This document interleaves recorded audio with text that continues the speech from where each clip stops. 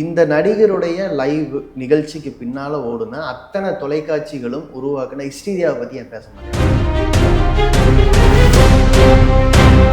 அரசியல் வந்து சரக்கா, விற்பனை சரக்கா மாறும். இது வந்து ஏதோ டிவிக்கே பண்றதுன்னு நான் சொல்லலை. ஆனா இங்க வந்து இது நீங்க பச்சையா பார்க்கலாம். ஒரு தலைவரை நீங்க வந்து பிளான்ட் பண்ண முடியும். மற்றதுக்கெல்லாம் நீங்கள் வந்து ஒரு மியூசிக் டைரக்டர் பாட்டு போட்டால் நீங்கள் போய் கேட்டு காசு கொடுத்து கேட்டு வருவீங்க. இங்கே காசு கொடுக்க வேண்டியதில்லை. ஆனால் இந்த தலைவர் உங்களுக்கு திருப்தி அளிக்கிற எல்லா வார்த்தையும் பேசுவார். நீங்கள் அதை எக்ஸ்பீரியன்ஸ் பண்ணுறதுக்காக மக்கள் வந்து அரசியல் பட மாட்டேங்கிறாங்க. மக்களுக்கு வந்து அறிவு இல்லை. மக்கள் வந்து இதை புரிஞ்சுக்க மாட்டேங்கிறாங்க. மக்கள் வந்து கெட்டது பின்னாடி தான் போகிறாங்க. மக்களே அதை விரும்புகிறாங்க அப்படின்னு ஒரு விமர்சனம் இருக்குது.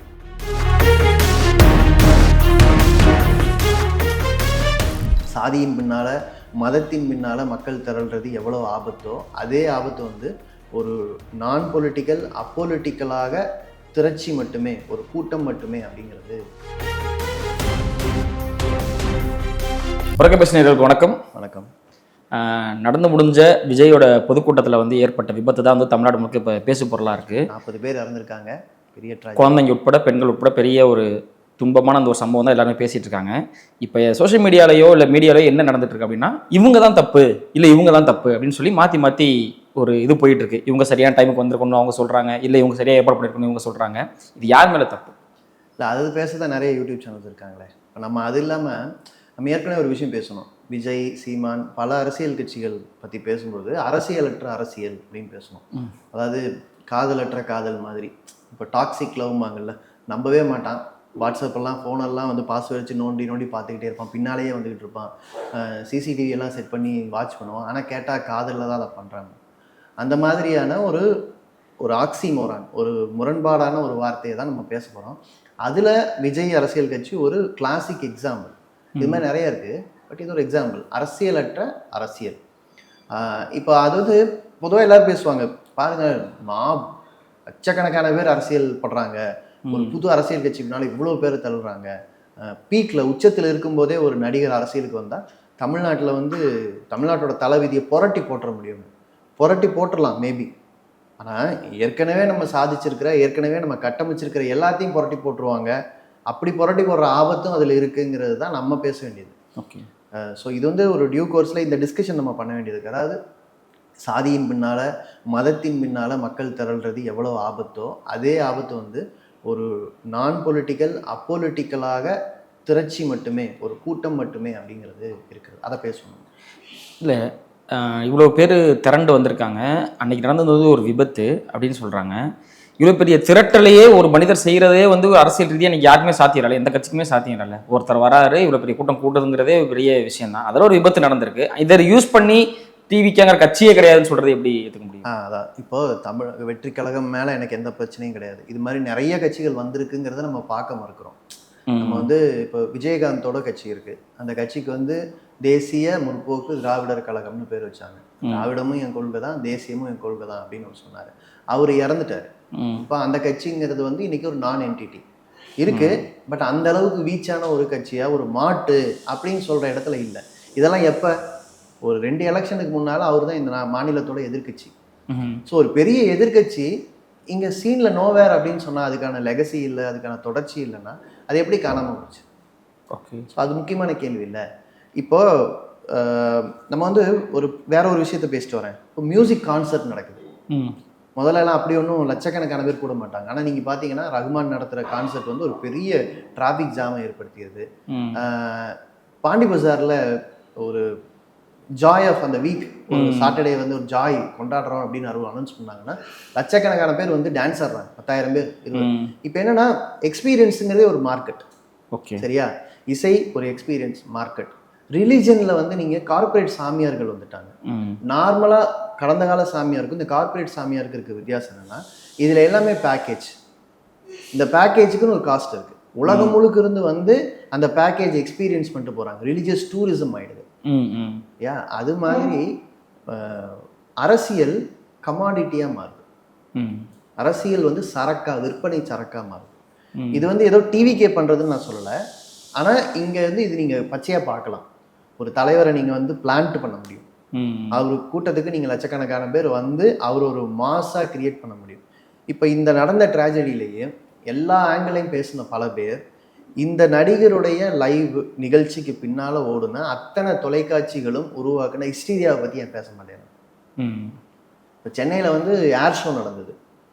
பொதுவாக ஏர் ஷோ நடக்கும், சுதந்திர தின விழா நடக்கும், டெல்லியில் நடக்கும், நீங்கள் பார்த்துருப்பீங்க. இவ்வளோ கோடிக்கணக்கான பேர் லட்சக்கணக்கான பேர் கூடி ஸ்டாம்பீடெலாம் நடக்கிற மாதிரி இருக்காது. ஆனால் சென்னையில் இப்படி நடந்ததுக்கு காரணம் என்ன? எல்லா ரீசனுக்கும் நடுவில் மீடியா ஹிஸ்டீரியான்னு ஒன்று இருக்குல்ல, என்னமோ நடக்க போகுது என்னமோ நடக்க போகுது என்னமோ நடக்க போகுதுன்னு சொல்லி பண்ண அந்த அந்த ஒரு பார்வை இருக்குல்ல, அது வந்து விஜய்க்கு இப்போ நடந்துட்டு தானே இருக்குது. அதையே யாரும் பார்க்க மறுக்கிறாங்க. அந்த ஒவ்வொரு டிவி சேனலுக்கும் ஜெயலலிதா மறைவுக்கு பிறகு ஏகப்பட்ட டிஆர்பி வந்து இந்த விஜய் கட்சி தொடங்கின பிறகு கிடைக்க ஆரம்பிச்சிருக்கு. ஏன்னா என்டர்டெயின்மெண்ட் சேனல்ஸுக்கு எப்போவுமே இவ்வளோ டிஆர்பி உண்டு. அந்த டிஆர்பியை திடீர்னு ஒரு நியூஸ் சேனல் கிடைக்கும்போது அவங்களோட விளம்பர வருமானம் கூடுது, அவங்களோட பார்வையாளர் எண்ணிக்கை கூடுறதுனால அவங்களோட மார்க்கெட் மதிப்பு கூடுது. ஸோ இப்போ எல்லாருமே விஜய் பின்னால் ஓடணும். பார்வையாளர் எண்ணிக்கை தான் இங்கே கவலை.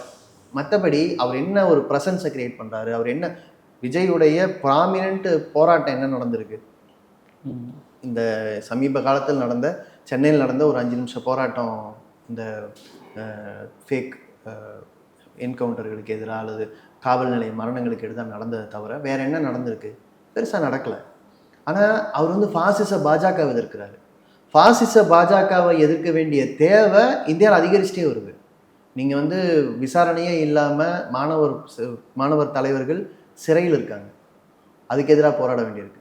இவர் வந்து நண்பன் படத்தில் நடித்தார். அந்த நண்பன் படத்தில் விஜய் நடித்த கேரக்டருக்கு உண்மையான இன்ஸ்பிரேஷனாக இருக்கிற வாங்சுக் அவர் வந்து இன்றைக்கி அரெஸ்ட் பண்ணப்பட்டிருக்காரு. ஜனநாயகம் வந்து மிகப்பெரிய அளவு கேள்விக்குறியாகிருக்கு. அதுக்கு எதிராக பெரிய அவுட்பர்ஸ்ட் இல்லை. பீகாரில் வந்து உங்களுக்கு வாக்கு திருட்டு, இது நாடு முழுக்க பிரச்சனை. டிவிக்குடைய மெயின் கோர் அஜெண்டாவில் அது இல்லை. தமிழ்நாட்டில் இருக்கக்கூடிய பல்வேறு இடங்களில் வந்து வகுப்புவாத முயற்சி, மதவெறியை தூண்டுகிற முயற்சி நடக்குது. சர்ச்சுகள் அடிக்கப்பட்டிருக்கு, இஸ்லாமிய வழிபாட்டு தலங்கள், வக்ஃபு வாரிய சட்டம் திணிக்கப்படுது. இது தமிழ்நாடு இந்தியா முழுக்க வர பிரச்சனை. இதுல எல்லாம் ஒரு பெரிய எழுச்சி இல்லை. ஆனால் பாசிச பாஜக அவர் எதிர்க்கிறாரு. அது எதுக்கு? இங்கே தான் கமாடிஃபிகேஷன் ஆஃப் பாலிடிக்ஸ் வருது. அதாவது இந்த எல்லா குரலுக்கும் மக்கள் மத்தியில் மரியாதை இருக்குது. பாஜக எதிர்ப்புக்கு மரியாதை இருக்குன்னா நான் பாஜக எதிர்ப்பை பேசுவேன், வாய்வார்த்தை. அது ஒரு கமாடிட்டி. உனக்கு சாட்டிஸ்ஃபேக்ஷன் கொடுக்குதா?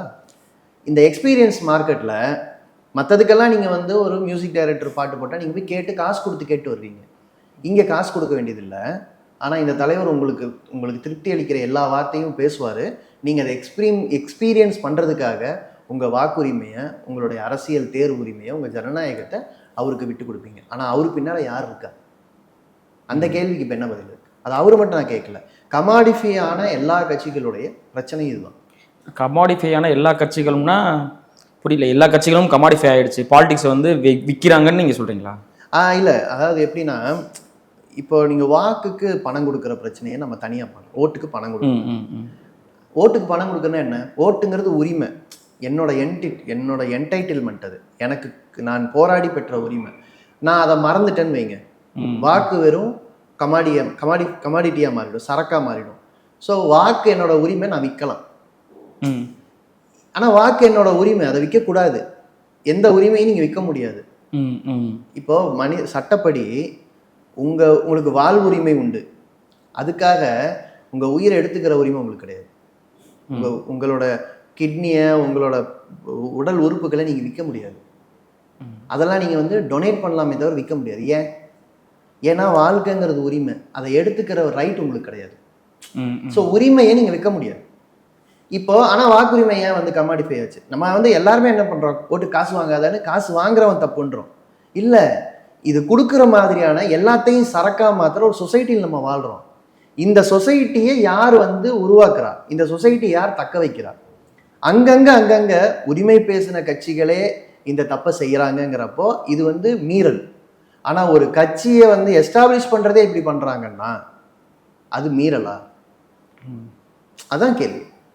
ஓகே, எனக்கு இது எல்லாத்தையுமே ஒட்டி இந்த நியூஸில் நீங்கள் பார்த்தீங்கன்னா, அன்றைக்கி வந்த கூட்டம் வந்து ஒரு ஏபொலிட்டிக்கலான ஒரு கூட்டம், அவங்க வந்து கட்டுப்படுத்த முடியாத ஒரு கூட்டம், அரசியல் இல்லாத ஒரு கூட்டம் அப்படின்னு சொன்னாங்க. மெஜாரிட்டி கூட்டம் வந்து விஜய்க்கு வந்து கூடுது. ஒரு பெரிய கூட்டம், அரசியலற்ற கூட்டம் வந்து விஜய்க்கு வந்து கூடுது அப்படின்னு நம்ம சொல்கிறோன்னா, இப்போ அப்போ அதுக்கு என்ன நம்ம எப்படி புரிஞ்சுக்கலாம் அப்படின்னா, அவங்களுக்கு அரசியல் போய் சேரலன்னு புரிஞ்சுக்கலாம். அரசியல் போய் சேராததுக்கு காரணம் யார்? எனக்கு 2 கேள்வி. அவங்கள வந்து அரசியல் படுத்த விரும்பலையா, இல்லை அவங்கள அரசியல் படுத்த முயற்சி செய்யலையா? சரி, இப்போ வந்து கூடுறவங்களை இந்த கூட்டம் கூடுறதுனால அவங்க அரசியல் படுறாங்க அப்படிங்கிற எக்ஸ்பீரியன்ஸ், அப்படி ஒரு அனுபவம், அப்படி ஒரு வாதத்திலிருந்து நீங்கள் இந்த கேள்வி கேட்குறீங்க. நான் முதல்ல அதையே மறுக்கிறேன். இவ்வளோ பேர் கூடுறதுனால இவங்க அரசியல் படுறாங்களா?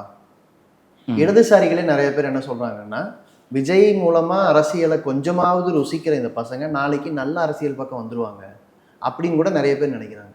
ஏன்னா பொதுவாக மார்க்சியத்தில் ஒரு கான்செப்ட் இருக்குது, என்னென்னா தன்னெழுச்சி மெல்ல மெல்ல வந்து உணர்வெழுச்சியாக மாறும். அதாவது ஸ்பான்டனிட்டி, பொலிட்டிக்கல் கான்சியஸ்னஸ், இது ரெண்டும் வரும். அப்போ தன்னெழுச்சி போராட்டங்களை நீங்கள் பயன்படுத்திக்கணும், அப்போ தான் நீங்கள் உணர்வெழுச்சியாக அதை மாற்ற முடியும் அப்படின்னு பொதுவாக ஒரு மார்க்சியர்கள் இடதுசாரிகள் பார்ப்பது உண்டு. ஆனால் என்னென்னா இது அதில் வரல. இப்போ டிவிக்கேவோ இல்லை விஜயகாந்தோ வேற யாராவது ஒருத்தர், இப்போ நீங்கள் சீமானை கூட எடுத்துக்கங்க. சீமான் வந்து கொள்கை பேசுகிற மாதிரி தெரியும், அப்படி நான் பார்க்கல. அந்த அந்த உணர்வெழுச்சி உட்பட, அடையாளம் சார்ந்த ஒரு உணர்வெழுச்சி உட்பட எப்படி ஆக்சுவலாக வடிவம் பெறுதுன்னா, கிராம்சி சொல்கிற பொது புத்தியிலிருந்து வடிவம் பெறுது.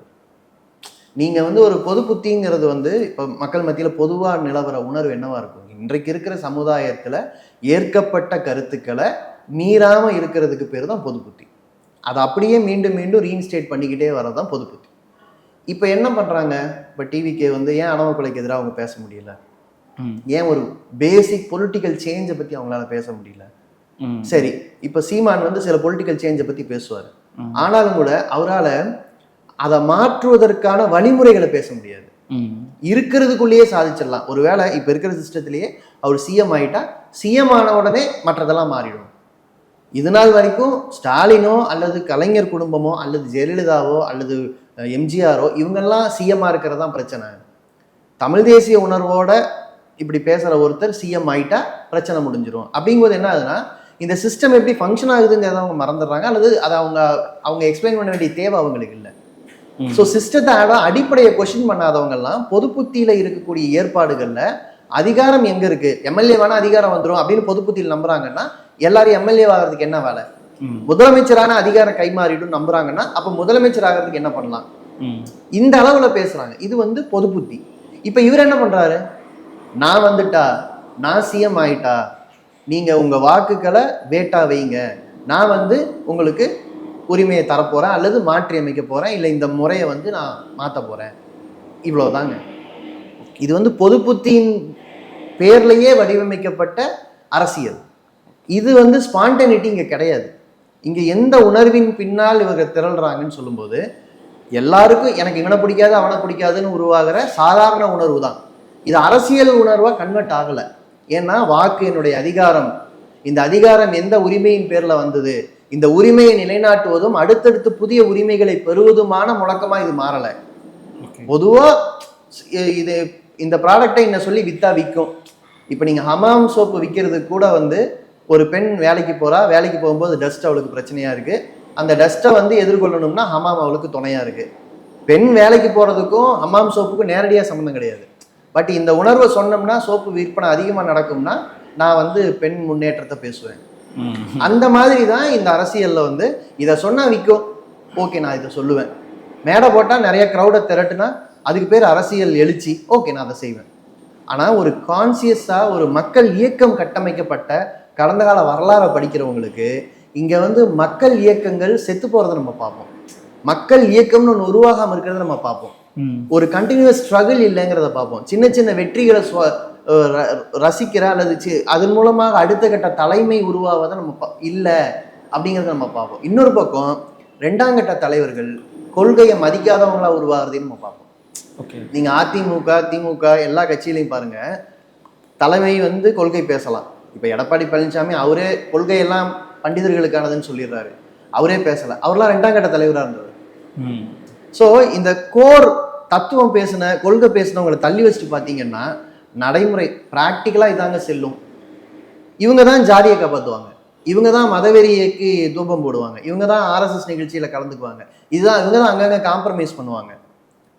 ஸோ இதுதான் அரசியலற்ற அரசியலோட சிக்கல். இல்லை இல்லை, இது மேனேஜர்ஸ் எனக்கு போதும். ஓகே, இதில் இன்னொரு டவுட் வருது. இப்போ வந்து ஒரு பெரிய கூட்டம் வந்து விஜய் பின்னாடி திரளுது. ஆனால் இப்போ இது எப்படி சொல்கிறாங்க அப்படின்னா, நீங்கள் பாசிட்டிவாக பாருங்கள், ஒரு ஜாதி பின்னாடியோ மதம் பின்னாடியோ போகாமல் ஒரு நடிகர் பின்னாடி போகுது, அந்த வகைக்கு இது பெட்டர் தானேன்னு பேசுகிறவங்களும் இருக்காங்க. ஆனால் இந்த காலகட்டத்தில் நடக்கிற திரட்டல்ல ஜாதி பின்னால் போகிறாங்க, மதம் பின்னால் போகிறாங்க. அந்த எல்லா காம்பினேஷனில் ஒன்றா தான் அரசியலற்ற இது மாதிரியான மாப் பின்னால் போகிறாங்க. இது எல்லாமே ஒரே காலத்தில் நடக்குது, ஏக காலத்தில் நடக்குதுன்னு பாருங்க. இது வந்து ஒரே டெண்டன்சியுடைய பல்வேறு வெளிப்பாடுகள். உரிமையின் பின்னால போறவங்களோட எண்ணிக்கை எவ்வளோ, உரிமை மறுக்கப்படும் பொழுது அதை எதிர்த்து கிளர்ந்தெழுவர்களுடைய எண்ணிக்கை எவ்வளோ. உங்களுக்கு அரசு பள்ளிகள் நூற்றுக்கணக்கில் மூடப்படுதுன்னா அரசு பள்ளியை பாதுகாக்கிறதுக்கான எழுச்சிங்கிறது, அல்லது இது என்னுடைய, நீங்கள் காமராஜர் மேலே அவ்வளோ மரியாதை இருந்தால் காமராஜர் திறந்த பள்ளியெல்லாம் மூடப்படும் போது உங்களுக்கு தானே கோபம் வரணும். அதே மாதிரி இப்போ இடஒதுக்கீடு மேலே அவ்வளோ மரியாதை இருந்தால் தனியார் மையத்துக்கு எதிரான முழக்கமாக அது மாறணும் இல்லை, தனியார் துறையில் இடஒதுக்கீடுங்கிற கோரிக்கை புதுசாக எமர்ஜ் ஆகணும் இல்லை. அப்போ இது வந்து ஏற்கனவே இருந்ததுடைய லெகசியுடைய தொடர்ச்சி, உணர்வு அரசியல் இப்படித்தான் வர முடியும்.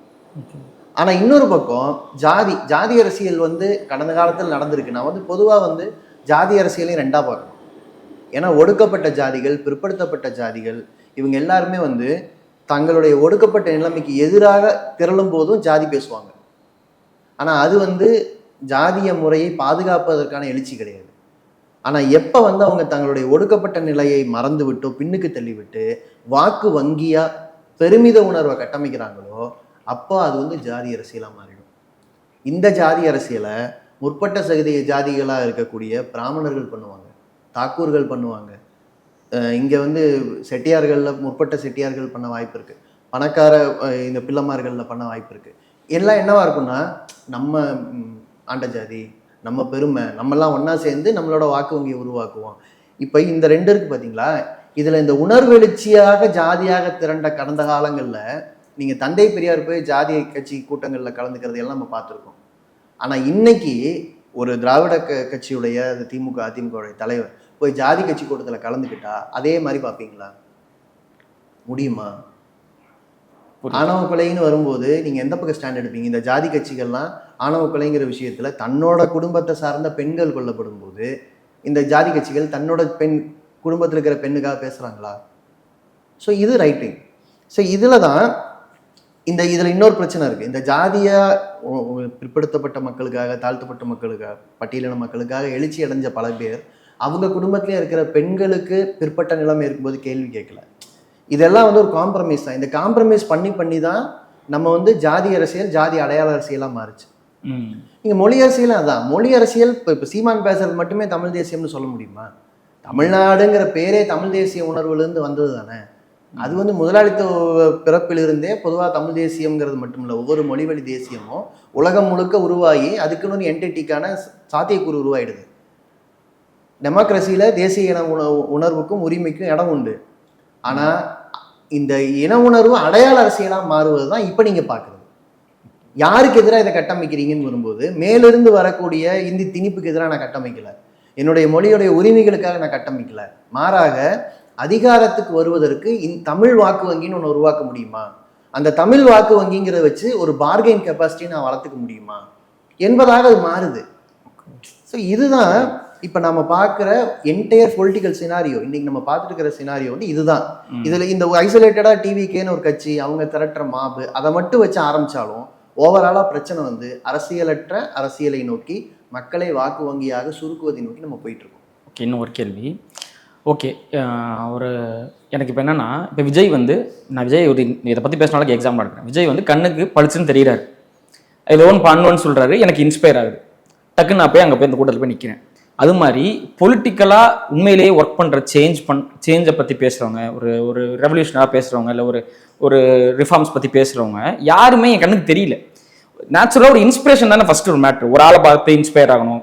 இப்போ பேசிக்காக பார்த்தீங்கன்னா நிறைய பேர் சேவியரை பார்த்து இன்ஸ்பயர் ஆவாங்க, பகத்சிங் மாதிரி பார்த்து இன்ஸ்பயர் ஆவாங்க. அது மாதிரி இன்னைக்கு யாரை பார்த்து ஒரு யூத் வந்து ரைட் வேல ஒரு முறையான வழியில் இன்ஸ்பயர் ஆகிறது கூட ஒரு ஐகான்ஸே இல்லை, பொலிட்டிக்கல் ஐகான்ஸே இன்னைக்கு இல்லையோ அப்படின்னு தோணுது. ஏன்னா எல்லா பொலிட்டிஷியன்ஸையும் இவங்க வந்து நீங்கள் சொன்ன மாதிரி கமாடிஃபிகேஷன் ஆஃப் பாலிடிக்ஸில் இவங்களுக்கு வந்து தெரியுது, இவன் வியாபாரம் தான் பண்ணுறான்னு தெரியுது. அப்போ யாரை பார்த்து ஜென்யூனாக ஒருத்தர் இன்ஸ்பயர் ஆகி பாலிடிக்ஸ்ல பார்த்து யாருமே இல்லை, ஒரு ஸ்பேஸே இல்லைல்ல.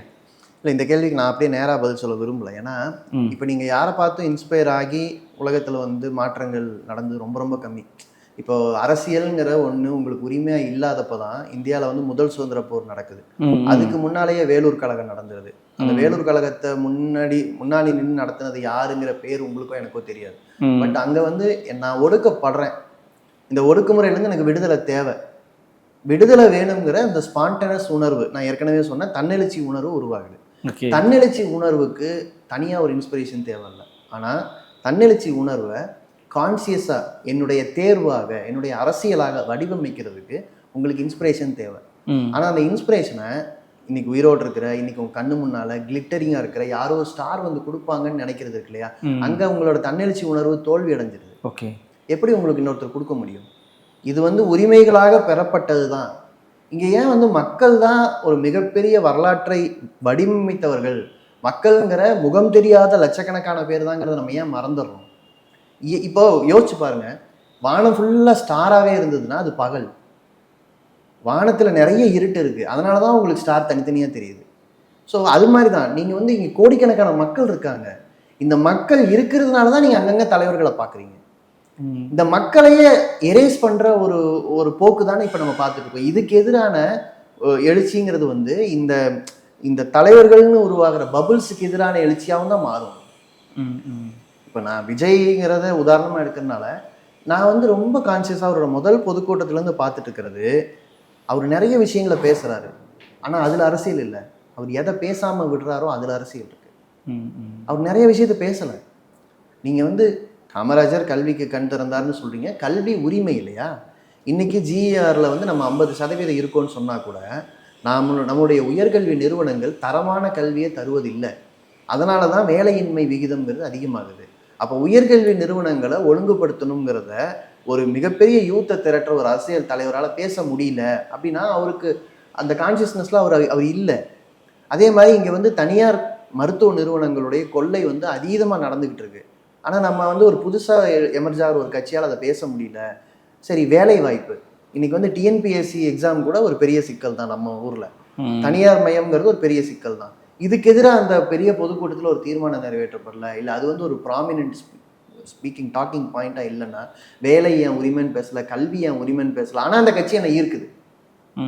ஸோ அந்த கட்சி என்னை ஈர்க்குதுங்கிறதுனால அந்த கட்சிக்கு ஃபண்டு பண்ணுற பல பேரும் அந்த கட்சி இன்னும் வளர்ப்பாங்க. ஏன்னா அடிப்படை கேள்வி அவங்க கேட்கவே இல்லை, எனக்கு பிரச்சனையே இல்லையே. இன்னைக்கு மின்சாரம் அடிப்படை உரிமை, இணையதளம் அடிப்படை உரிமைன்னு பேச வேண்டிய இடத்துல இருக்கும். இது ரெண்டையும் எந்த கட்சி பேசுது? நான் கேட்குறேன், இதை பேசாத ஒரு கட்சி இன்னொரு 10 வருஷம் கழிச்சு இது ரெண்டோட கட்டணமும் உயர்ந்து உங்களால் வந்து ஒரு சாதாரண உங்கள் செல்ஃபோனுக்கு சார்ஜ் போட முடியாது, இல்லை உங்களோட வண்டி பெட்ரோல் வண்டியிலேருந்து எலக்ட்ரிக் வண்டியாக இருக்கும் உங்களை எலக்ட்ரிக் வண்டிக்கு மாற்ற முடியாது, இல்லை உங்களால் இன்டர்நெட் யூஸ் பண்ணி உங்களோட சாதாரண தொழிலில் ஒரு லாகின் பண்ண முடியாது, இது எல்லாத்துக்கும் நீங்கள் காசு கட்டணும், இது எல்லாத்தையும் பெரிய கார்பரேட் நிறுவனங்கள் தான் வச்சுருக்கோம்னா இதை உரிமையாக இன்னிலிருந்தே பேச தொடங்கியிருக்கணும்ல.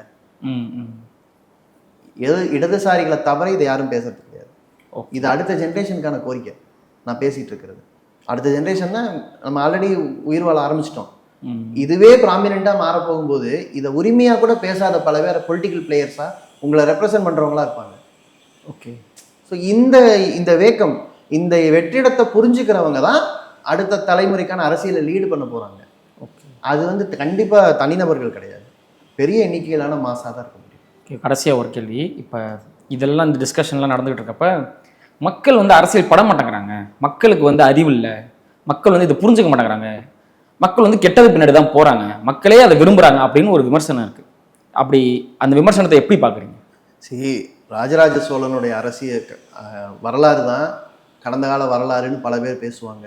இப்படி பல மன்னர்களோட வரலாறு தான் பேசுவாங்க. ஆனால் இந்த மன்னர்களோட வம்சங்கள் எல்லாம் அரசியலிருந்து காணாமல் போனது எப்படிங்கிறத பேச மாட்டாங்க. அது மாதிரி தான் இந்த மக்களுங்கிறவங்கள தனியாக நீங்கள் பேர் சொல்லி அழைக்க முடியாது.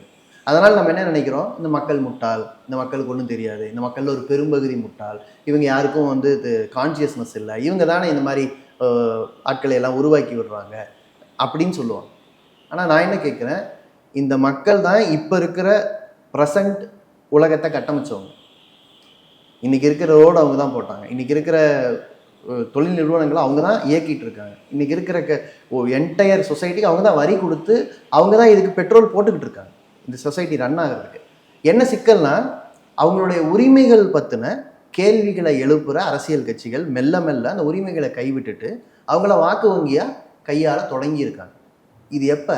நீங்கள் 1967 ஒரு பெரிய பொலிட்டிக்கல் சேஞ்சை தமிழ்நாட்டில் உருவாக்கிட்டு 50 வருஷம் கழிச்சு நீங்கள் இதை பேசிக்கிட்டு இருக்கீங்க. நான் என்ன கேட்குறேன், 1947க்கு முன்னால் இங்கே வந்து எலெக்ஷன் ஒரு சிஸ்டத்தை பற்றியே நீங்கள் கற்பனை பண்ண முடியாது இல்லை. எல்லாரும் போட்டியிடுற எலெக்ஷன், எல்லாரும் வாக்களிக்கிற எலெக்ஷன் இருந்துதான். 200 வருஷம் போராடி இதை உருவாக்கியிருக்காங்க. அது இந்த மக்கள் தான். 200 வருஷமா பாரதியார் கூட எழுதினார்லங்க, கஞ்சிக்கு வழி இல்லார் ஆனால் காரணம் இவை என்றும் அறிவு இல்லார், நெஞ்சு பொறுக்குது இல்லையன்னு எழுதினார்ல. அவர் எழுதினாரு. ஆனால் ஆக்சுவலாக அந்த அறிவு வந்த பிறகு அந்த மக்கள் விடுதலையை வென்றெடுத்தாங்க. 1967 தமிழ்நாட்டில் ஒரு பெரிய மாற்றத்தை உருவாக்கியிருக்காங்க. அதுக்கு பிறகும் பல தேர்தல்கள்ல அவங்க பங்கெடுத்து தான் இன்னைக்கு ப்ராமினன்ட் பொலிட்டிக்கல் பார்ட்டிஸ் இருக்காங்க. ஆனால் இந்த கட்சிகள் பல்வேறு காலகட்டங்களில் அவங்களோட சாரத்தை இழக்கிறத நம்ம பார்த்துருக்கோம். அந்த சாரம் இழக்கிறதுங்கிறது தான் இந்த மக்களை அரசியல் அற்றவர்களாக, ஏன் வந்து மாணவர் போராட்டம் வலிமையாக நடந்த தமிழ்நாட்டில் இன்னைக்கு மாணவர் போராட்டம்ங்கிறத எப்படி பார்க்குறாங்க? மாணவர் போராட்டங்களுக்கு யார் லீடு பண்ணுறாங்க? இடதுசாரிகளை தவிர மற்ற மாணவர் அமைப்புகள் என்ன போராட்டத்தை எங்கே லீடு பண்ணுறாங்க? இந்த கேள்வி இருக்குல்ல. இந்த கேள்விக்கு பதில் கண்டுபிடிச்சிங்கன்னா மக்களை அரசியலற்றவர்களாக வைத்திருந்தால்தான் மேலே இருக்கக்கூடிய இந்த பொலிட்டிக்கல் மேனேஜ்மெண்ட்லாம் சாத்தியம்னு புரியும். அப்போ இங்கே மக்கள் முட்டாள் இல்லை, மக்களை முட்டாளாக வைக்கிறதுக்கு ஒரு முயற்சி நடக்குது. அந்த முயற்சியில் ஒரு சில வெற்றி சில பேருக்கு கிடைக்குது. ஆனால் இது காலகாலத்துக்கும் நிலைக்காது. அப்படி ஒன்றும் அப்படியே காலகாலத்துக்கு இருந்துட்டு இல்லை. நாம் ரொம்ப ரீசன்ட் ஹிஸ்ட்ரியிலேயே அதை வந்து முறியடித்த மக்களை பார்த்துருக்கோம். அப்படி தான் நான் பார்க்குறேன். நன்றி தோழர்.